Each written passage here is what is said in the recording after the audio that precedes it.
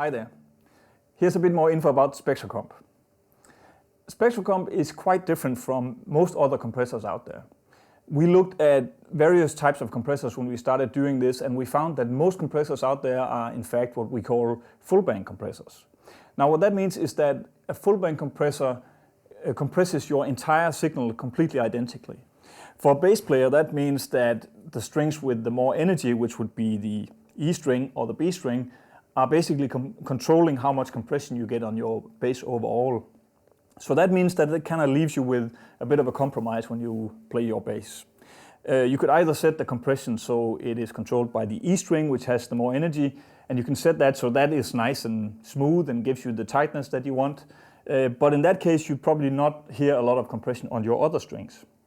You could also set it so it sounds nice and tight when you pull your G string or something, but in that case, when you play your E string, it'll completely destroy all your dynamics while playing. Spectracomp has a different approach to this. Spectracomp is a 3-band compressor that essentially compresses the lows, the mids, and the highs completely independently. So what that translates into is a much more musical and a much more transparent type of compression. It basically evens out the compression across all the 4 strings or even 5 strings, if that's what you're playing. So in order to keep this nice and simple and not overcomplicate things, we map this out on one single knob called Spectracomp. You dial that up and set your level of compression, and you're basically up and running. So in this case, I've dialed in a little bit of compression here.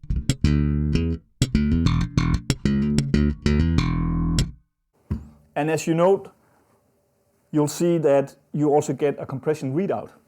Very nice, so you can actually see how much compression you are adding to your bass. In addition to that, another really nice thing about Spectracomp is that it includes a gain compensation. Most compressors tend to eat away off your signal when you start compressing, and it basically means that you get a lower gain when you're using compressor. Spectracomp has a built-in compensation for this, so when you turn that up, it stays at the same level that you started out with. So that's the quick overview of Spectracomp.